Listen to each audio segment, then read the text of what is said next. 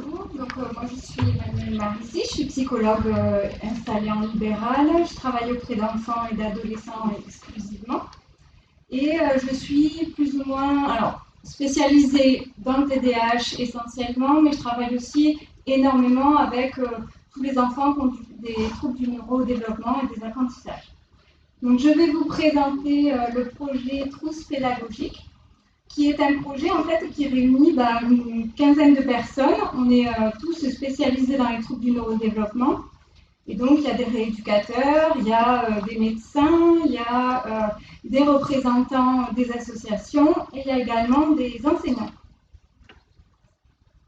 Alors, comment est né ce projet ? Ce projet, il est né du constat que finalement, en classe, relativement peu d'outils sont encore utilisés pour aider les enfants avec des troubles des apprentissages, alors moi, je passe ça. Voilà. Alors que on trouve sur Internet énormément de ressources. Il y a vraiment énormément de choses qui ont déjà été pensées, déjà été créées. Il y a des liens, il y a des fiches techniques, il y a du matériel. Il y a vraiment beaucoup de choses sur Internet. Et nous, on constate pour l'instant qu'il n'y a pas beaucoup d'utilisation en classe. Par ailleurs, on voit aussi que les demandes d'AVS sont toujours en constante augmentation, un peu comme si finalement l'AVS c'était un peu la solution à toutes les difficultés des enfants et qu'on l'utilisait préférentiellement. Donc évidemment, on s'est posé la question de savoir pourquoi. Donc ce qu'on s'est dit, c'est que certainement les enseignants ils manquent de temps pour aller chercher les outils. Évidemment, il manque de moyens financiers aussi, ça c'est certain. Et vraisemblablement, il manque de connaissances également sur les troubles et sur les outils eux-mêmes. Donc, nous, ce qu'on s'est dit, c'est que ça n'allait pas servir à grand-chose d'essayer de créer de nouveaux outils. Il y a vraiment des choses formidables qui ont déjà été pensées et qui sont excessivement bien faites. Mais le projet, c'est d'essayer de regrouper ces outils, c'est-à-dire de les sélectionner je dirais, en fonction de leur facilité d'utilisation, également en fonction du fait qu'ils pourraient être généralisables à tout type d'enfants, pas forcément qu'aux enfants qui ont un diagnostic, mais aussi aux enfants non diagnostiqués.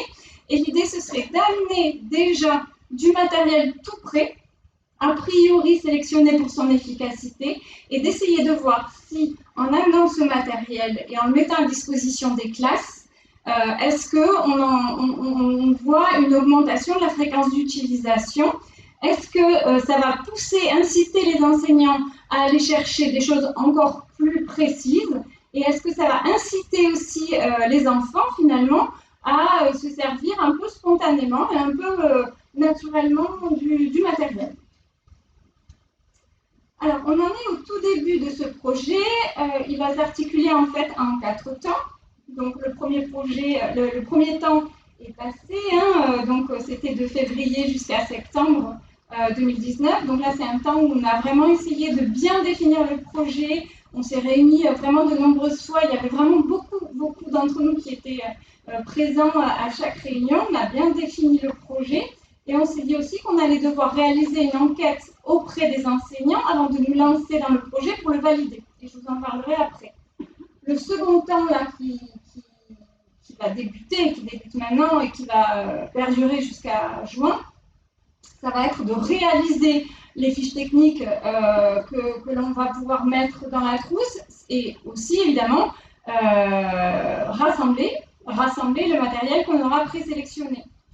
On va devoir concevoir, ce qui n'est pas encore du tout commencé, mais il va falloir aussi qu'on se pose la question de comment on va pouvoir valider ce projet, c'est-à-dire qu'il va falloir quand même mettre en parallèle une étude.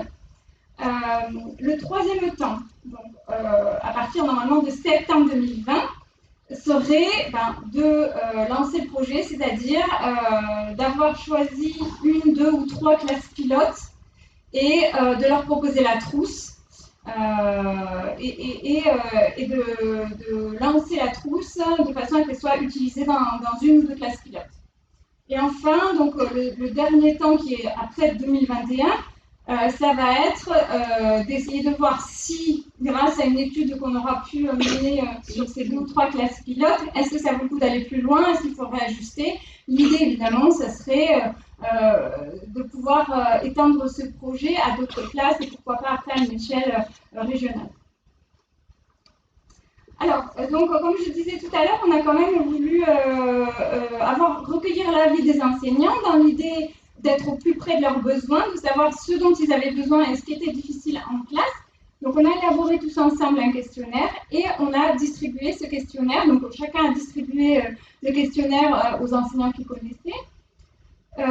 Nous avons recueilli 253 réponses. Alors, il y a un petit biais dans cette enquête, c'est que une majorité des enseignants qui ont répondu sont des enseignants de collège, alors que la trousse serait au départ à destination des écoles primaires. Ça nous paraît plus facile à créer et un projet plus facile à mener sur des écoles primaires. Donc il y a quand même un petit biais. Néanmoins, donc, quasiment la totalité des enseignants qui ont répondu ont reconnu effectivement avoir dans leur classe des élèves avec des troubles d'apprentissage. Ça veut dire quoi? Ça veut dire qu'aujourd'hui, c'est plus du tout un phénomène marginal, c'est vraiment, on peut considérer ça comme une norme. Les enseignants, tous les jours, au quotidien, ils ont affaire à des enfants qui ont des troubles des apprentissages, donc c'est une véritable difficulté vraisemblablement pour eux, c'est aussi un enjeu quasiment de société et de santé publique. Donc, j'ai fait très bref parce que moi j'ai que 10 minutes, donc j'ai fait bref. Je vais vraiment essayer de vous dire les principaux résultats du questionnaire. Alors, on a d'abord demandé aux enseignants s'ils parvenaient à identifier les difficultés de leurs élèves. Vous vous en doutez, le trouble qui est le plus facilement identifiable et dont les enseignants parlent énormément, c'est le trouble d'attention et de concentration, donc le TDAH. C'est vraiment celui qui revient tout le temps et beaucoup dans les réponses des enseignants. Ensuite, il y a les troubles du langage écrit. Ensuite, il y a les troubles pratiques, le graphisme. Et puis ensuite, les troubles de la communication et du langage. Évidemment aussi qu'une grande majorité des enseignants reconnaît qu'il met déjà des aides en place. Quasiment tout le monde a répondu que oui, chaque enseignant essaye d'adapter. Alors, ensuite, on a voulu leur demander, finalement, dans les aides que vous mettez en place, qu'est-ce qui ne fonctionne pas? Alors, là, il y a à peu près 40% des réponses où le problème l'échec est imputé finalement à l'aide elle-même, au dispositif d'aide lui-même qui ne fonctionne pas, et je vais y revenir juste après. Ensuite, il y a un quart des réponses qui disent, voilà, si ça ne fonctionne pas, c'est parce que l'élève n'a pas le comportement qu'il faut, ou n'est pas suffisamment attentif, donc de toute façon, tout ce que je mets en place, ça ne marche pas, ou le trouble de l'élève est tellement important que finalement, tout ce que je mets en place, ça ne marche pas, et puis moi, je me demande même si cet élève, il a vraiment sa place dans un système scolaire ordinaire. Donc ça, c'est voilà, les réponses qui concernent l'élève.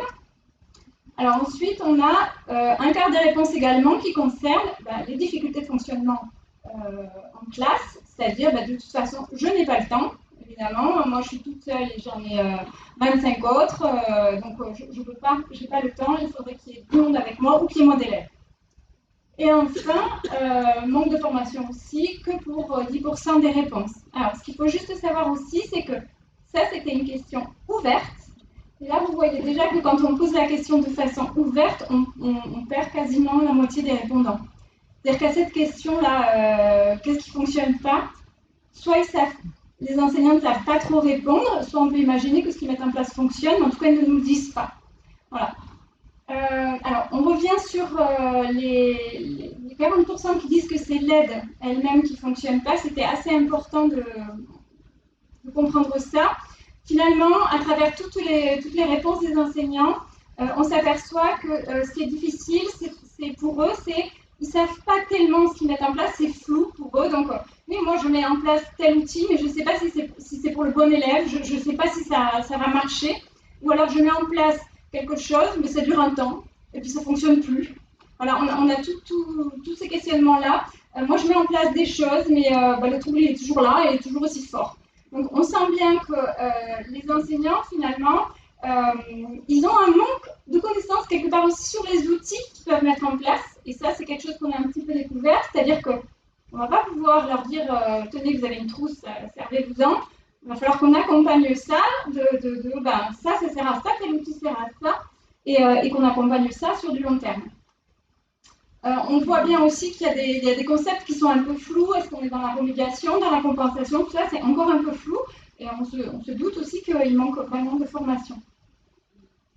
Donc, par rapport à ce qu'ils mettent déjà en place, on peut voir à travers les réponses quand même qu'il y a une déception et du découragement. Hein. Il y a un écart entre moi j'attends quelque chose, quand je mets en place quelque chose, j'ai des attentes et puis finalement ça marche pas si bien que ça. On a ensuite le deuxième volet, c'est en fait on voulait savoir eux, qu'est-ce qu'ils souhaiteraient trouver dans la trousse. Donc on a posé la question sous différentes formes. Toujours pareil, quand on pose la question sous forme de question ouverte, on n'a que la moitié des gens qui répondent. Alors là, dans les réponses des enseignants, on a vraiment des réponses qui disent moi j'ai besoin de quelque chose de très très précis. Par exemple, l'enseignant va nous parler d'un cas de dyscalculie, j'aurais besoin de ça pour tel cas, ou un autre qui va nous dire moi j'aurais besoin de ça pour tel cas. On n'a pas réussi à avoir finalement un consensus. Voilà, c'est des réponses très variées. On n'en a pas eu tant que ça, et puis c'était assez varié. Bon, finalement, on leur a posé aussi la question, nous, sous forme il fallait qu'ils cochent, hein, voilà, on leur a présélectionné des réponses qu'ils devaient cocher.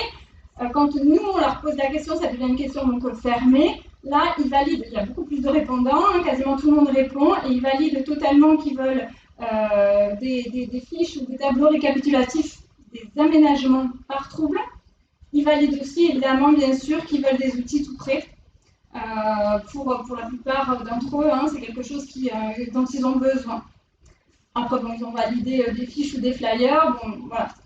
Globalement, quand on analyse ces réponses-là, il y a vraiment un lexique qui revient tout le temps, c'est on veut du concret, on veut du tout prêt.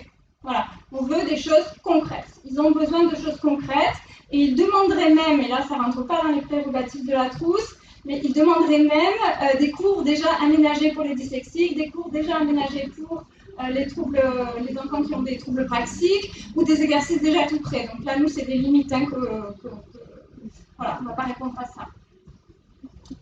Donc finalement, on voit bien que le questionnaire valide quand même totalement le projet, donc c'est chouette. On pense vraiment qu'avec cette idée-là, on pourrait faciliter, c'est vraiment l'idée, faciliter la vie des enseignants et vraiment essayer de démocratiser un petit peu tous ces outils. Donc voilà pour l'enquête. Juste pour conclure aussi, alors j'ai moi vite fait essayé quand même de chiffrer ce que ça pourrait être, combien ça va coûter cette trousse finalement, cette trousse pédagogique, parce qu'on n'a pas parlé du financement. On arrive, donc là le fichier n'est pas passé, mais on peut compter à peu près sur 400 à 600 euros par trousse, en sachant que le premier listing de matériel qu'on a fait, certainement pas exhaustif, vont se rajouter des choses. Au-delà de ça, on n'a pas du tout commencé on commence à penser au fait qu'il va falloir accompagner les enseignants aussi, vraisemblablement sur une année, pour leur faire déjà une formation préalable sur les aides qu'on leur a mis dans la trousse, et puis ensuite les aider à réajuster, parce qu'il y a toute cette partie-là qu'ils ont du mal à envisager eux-mêmes, et ça c'est vrai que c'est quelque chose qu'il faut aussi réfléchir. Donc globalement, on espère que Occitadis va vraisemblablement pouvoir financer 2 ou 3 trousses. Après, si le projet est intéressant, il faudra quand même qu'on se pose aussi la question du financement à grande échelle à un moment donné. Donc en conclusion, c'est un projet qui n'a pas l'ambition de tout révolutionner du tout. Hein. C'est un projet qui a comme ambition d'être vraiment dans le quotidien des enseignants et vraiment d'essayer de leur faciliter la vie de façon à ce que ça puisse après également aider les enfants avec des troubles des apprentissages.